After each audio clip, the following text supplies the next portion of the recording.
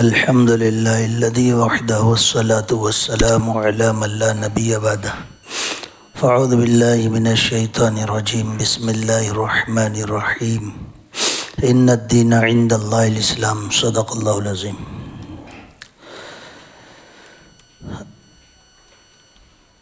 اللہ تبارک و تعالیٰ نے انسان کو دنیا کے اندر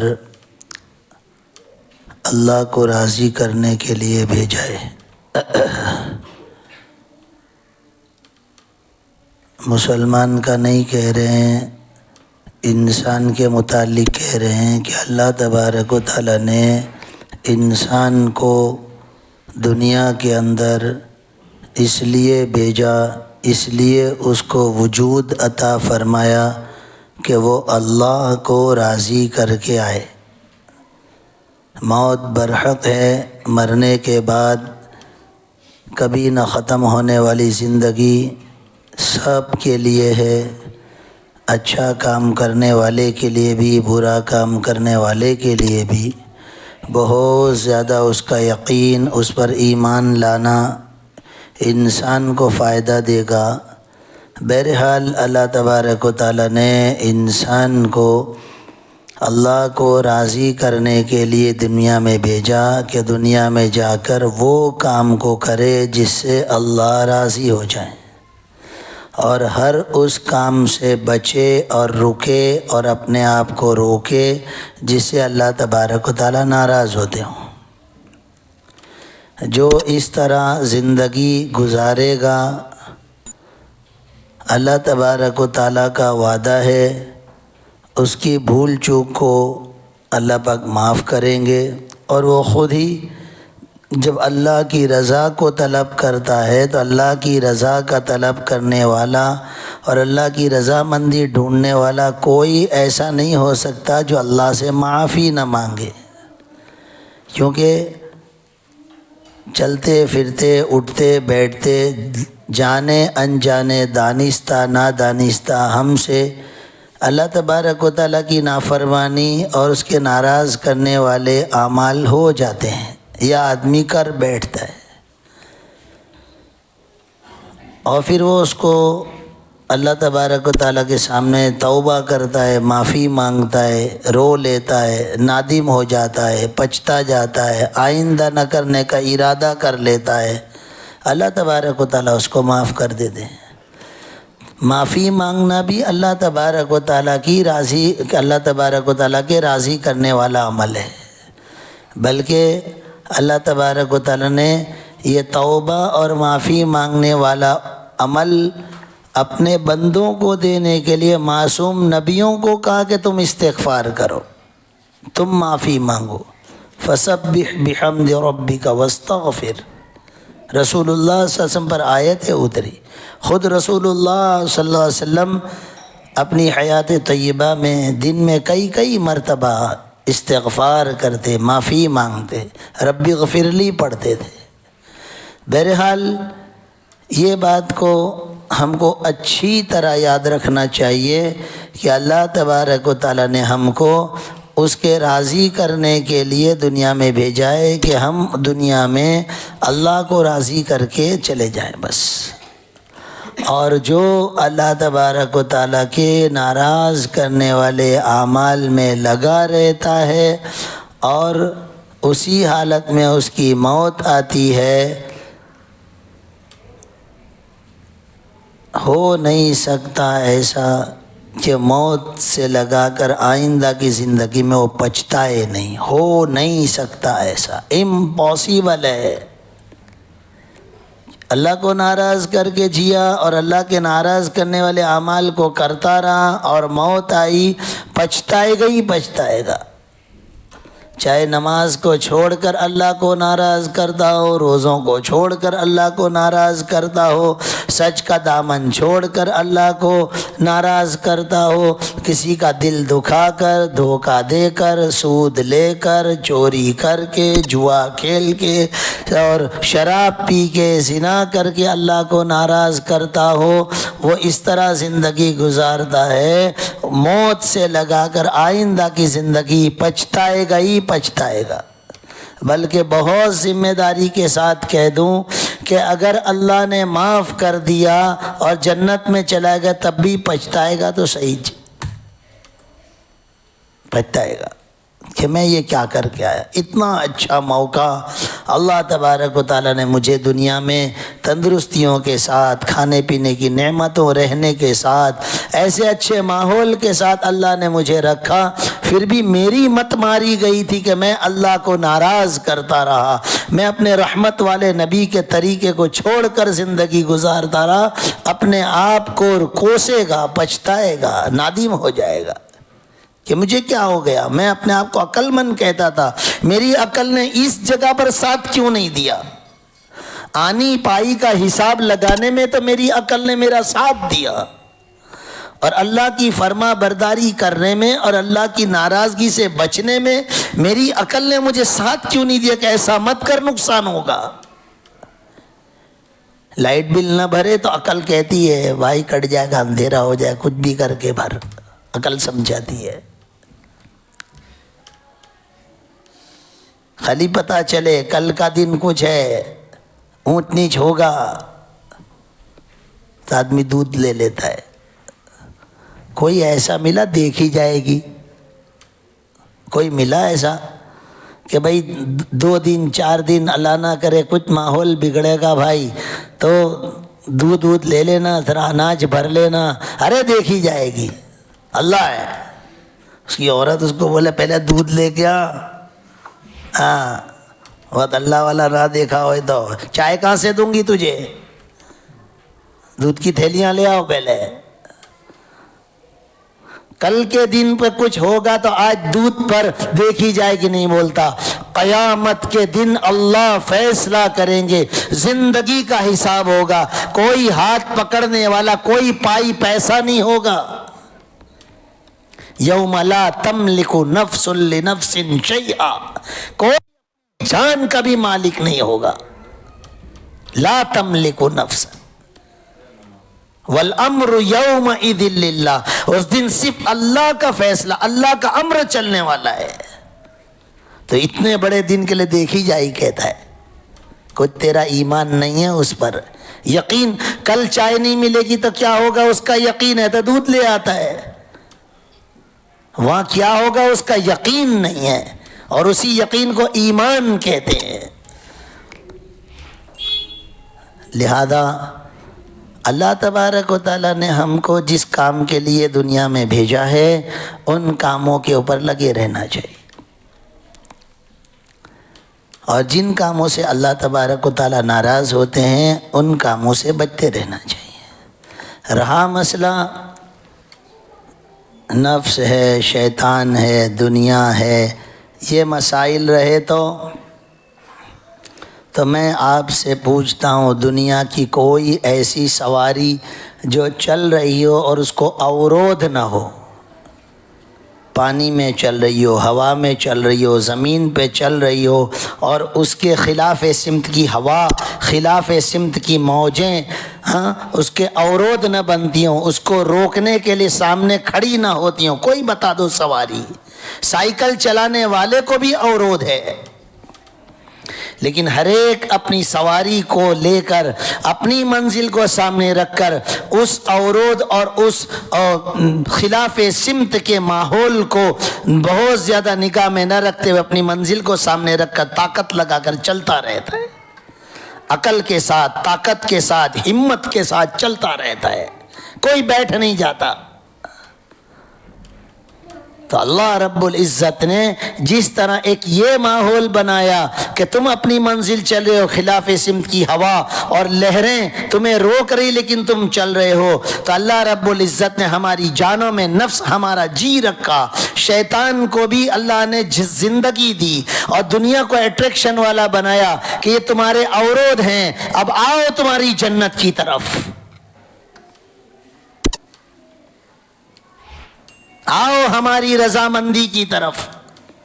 آؤ جہنم سے بچنے کی طرف آؤ، وہ تمہیں دھکیل رہے ہیں اس طرف، تمہارا نفس بھی گناہ کی طرف اور آزادانہ مزاج کے ساتھ تمہیں جہنم کی طرف لے جا رہا ہے، شیطان بھی اس طرف لے جائے گا، اور یہ دنیا بھی تمہیں اپنی طرف متوجہ کر کے اللہ رسول سے دور کر کے جہنم کی طرف لے جانے والی ہے۔ تم یہ عورت کا مقابلہ کرو اور آؤ ہماری طرف۔ خود اللہ علیم خبیر ذات نے ایسا نظم بنایا، تو اس کے راضی کرنے والے اعمال کے اندر اگر یہ لوگ اس طرح ہمارا انٹرفیئر کر رہے ہوں، یہ لوگ ہمارے کو وسوسہ ڈال رہے ہوں، تو یہ تو اللہ کی طرف سے رکھا ہی گیا ہے۔ ہمیں اپنی جنت، ہمیں اپنی اللہ کی طرف متوجہ ہو کر اپنی منزل کو طے کرنا ہے، بیٹھ نہیں جانا ہے، اس کی نہیں ماننا ہے، اس خلاف سمت میں جو چلا، خلاف پیمبر کسیرا گزید، نبی کے خلاف جو چلا کہ ہرگز بمنزل نقاد رسید، کہ کبھی بھی منزل کو نہیں پا سکے گا۔ اور انسان کی منزل کامیابی والی آخری وہ جنت ہے، انسان کی، اس کو چاہیے کہ اپنی منزل جنت کی طرف قدم بڑھائے۔ یہ کیا دنیا کی مقدر کی دنیا کے ٹھیکروں میں اور وہ ٹھیکروں کے چننے میں، جیسے بچے باہر کچھ گری پڑی چیزوں کو چنتے ہیں، ہاں وہ پڑی ہیں تو دنیا اللہ نے بکھیری ہے تیرے میرے مقدر کی، اس کو چننے میں اللہ کو ناراض کرے؟ جو جس کو جتنی دنیا مل رہی ہے اس کے مقدر چن رہا ہے، اس چننے میں اللہ کو ناراض کرے، اس چننے کے اندر جنت کے طرف سے قدم ہٹ جائے،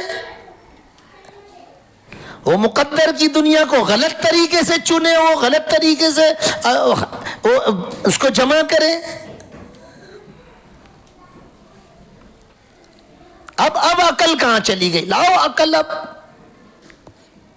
بہت زیادہ آنی پائی کے حساب عقل سے جوڑتے ہو، اب جوڑو عقل کو کہ میرے مقدر کی دنیا ہے، اور سب کے مقدر کی ایک دانہ آگے پیچھے نہیں، ایک وقت آگے پیچھے نہیں، موت ایک سیکنڈ جلدی اور دیر سے نہیں۔ پھر مجھے کوشش کرنی ہے، ہاتھ پیر مارنے ہیں، تدبیر کرنی ہے، لیکن اس تدبیر کرنے میں اللہ تدبیر بنانے والے کو اور اسباب بنانے والے مسبب الاسباب کو ناراض کرنا، یہ کیسا؟ یہ تو یار عقل مندی کے خلاف ہے۔ تو دکان پہ جس دکان پہ کما رہا ہے اس طریقے سے کام کرتا ہے کہ تیرا سیٹ تجھ سے ناراض ہو رہا ہے، یہ تو کوئی کام ہوا؟ اسی کے ہاتھ سے پگار لے گا اور اسی کو ناراض کرے، یہ کوئی تیری عقل مندی ہے؟ خدا کو بھول گئے لوگ فکر روزی میں، رزق کا خیال ہے، رزاق کا خیال نہیں، جو دینے والا اس کا ہی خیال نہیں۔ وہ بلا رہے 5 مرتبہ، ارے نہیں روزی، ابے میں ہی دینے والا ہوں، وہاں جا کے یہاں جا، لا الہ الا اللہ۔ او بھائی عقل مندی کے ساتھ جیو، اندھا دھن مت جیو۔ کیا ضرورت ہے نفس کی غلامی کرنے کی؟ کیا ضرورت ہے شیطان کی غلامی کرنے کی؟ کیا ضرورت ہے دنیا کی طرف اندھا دھن دوڑنے کی؟ کس کو اس کے مقدر سے زیادہ دنیا مل گئی؟ کس کو مل گئی؟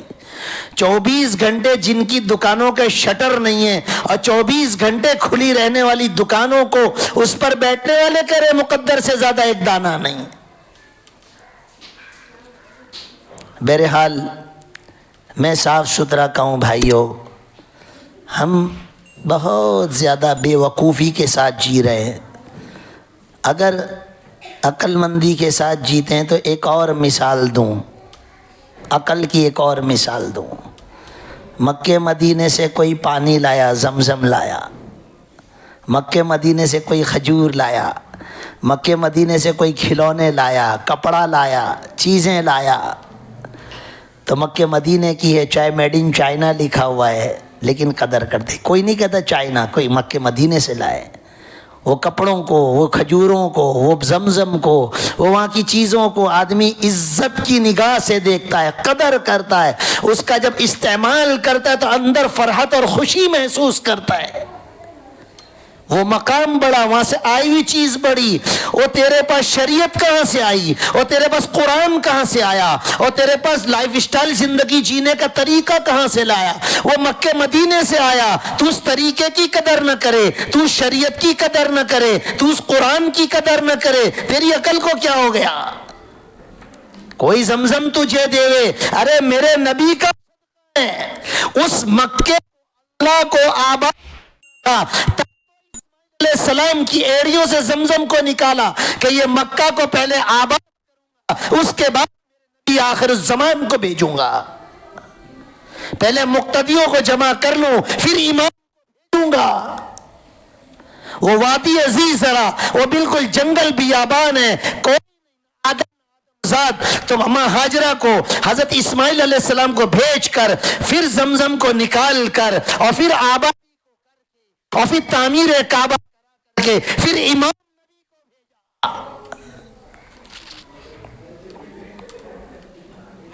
سب نبی کا صدقہ۔ تو کوئی زمزم تجھے دے تو جزاک اللہ کے ہوئے خوش ہو جاوے اور لے کے چوم چاٹ کے پھر پھینک دے، دینے والا خوش ہو جائے گا، دینے والا خوش ہو جائے گا۔ تو قرآن کو چومے، تو قرآن کو اوپر رکھے، پھر قرآن کے احکام کو پیٹھ بتاوے، اذانیں سنے، اذان کو مسجد کو پیٹھ بتاوے، شریعت کو سنے، مسائل کو سنے، اچھا برا حلال اور حرام سنے، پھر اس کو پیٹھ بتاوے، اللہ راضی ہو جائیں گے۔ یہ تو نے مکہ مدینے سے آئی ہوئی شریعت اور احکام اور قرآن کی تو نے قدر تو نے پھینک دیا، تو نے عقل جوڑو نا، چیزوں کی قدر کرتے ہو۔ نبی کی ذات عمل آئے، سنتیں آئی، اس سے بڑا کوئی عمل، اس سے بڑی کوئی چیز، اس سے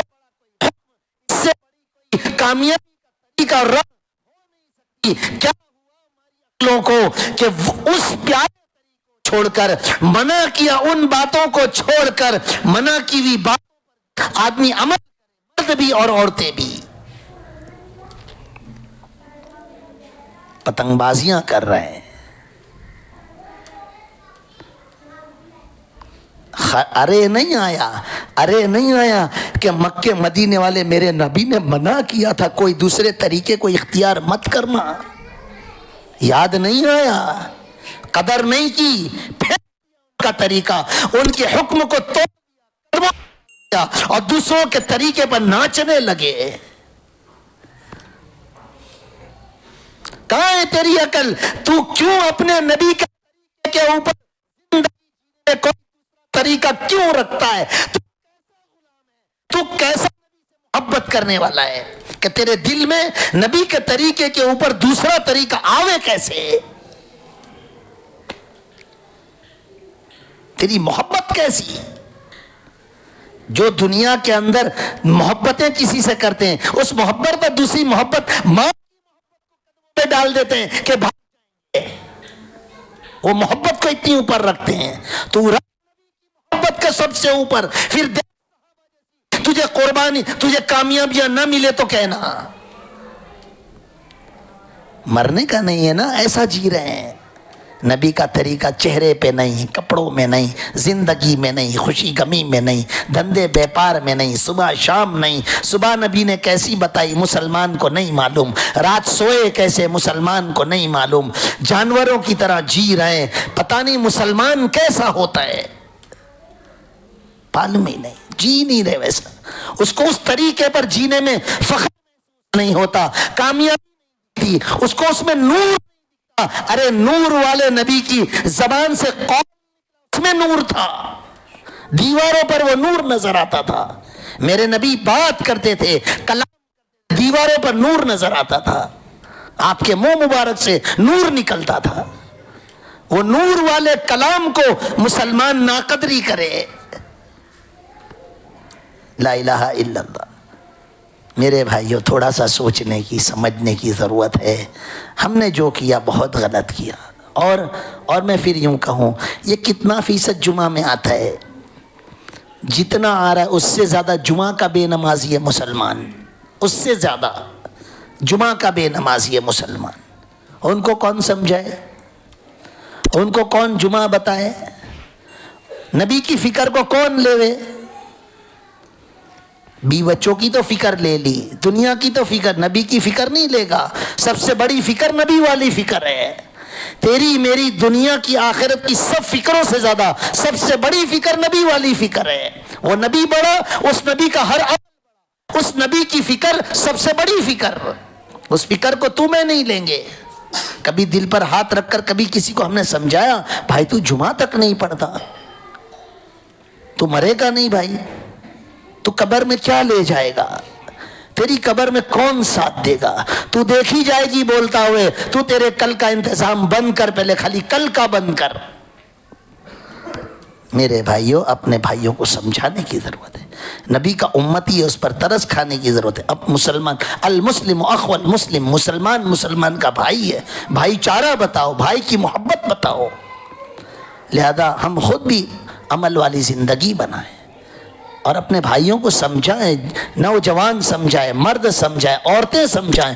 کیوں نہیں سمجھاتے؟ اپنے آپ سے پوچھو نا۔ دنیا کے نقصانات ایک دوسرے کو بتاتے ہیں، آخرت نہ ختم ہونے والے حالات کیوں مسلمان ایک دوسرے کو نہیں بتاتا سمجھاتا؟ کیوں جہنم سے نہیں ڈراتا؟ جبکہ نبی کریم صلی اللہ علیہ وسلم نے صفا پر سے جہنم سے ڈرایا۔ کیوں ہم نہیں ڈراتے اپنے بھائیوں کو؟ لہذا میرے بھائیوں، جو کچھ امت نے ہم نے کیا، اگر جس سے اللہ ناراض ہوئے ہوں تو توبہ کرنے کی ضرورت ہے، اور جن لوگوں نے کہ ان کو بھی توبہ کراؤ، اپنے متعلقین میں، دوستوں میں، مردوں عورتوں کو سمجھاؤ، معافی مانگو اور آئندہ کبھی نہ کریں گے، اس عزم کرو۔ اللہ تبارک و تعالیٰ سوجھ بوجھ عطا فرمائے، عمل کی توفیق عطا فرمائے، اپنے نبی کی، اپنے قرآن کی اور اپنی شریعت کی قدردانی کی توفیق عطا فرمائے۔ دلوں میں ان چیزوں کو بساؤ تو خود بخود قدر آئے گی۔ وآخر دعوانا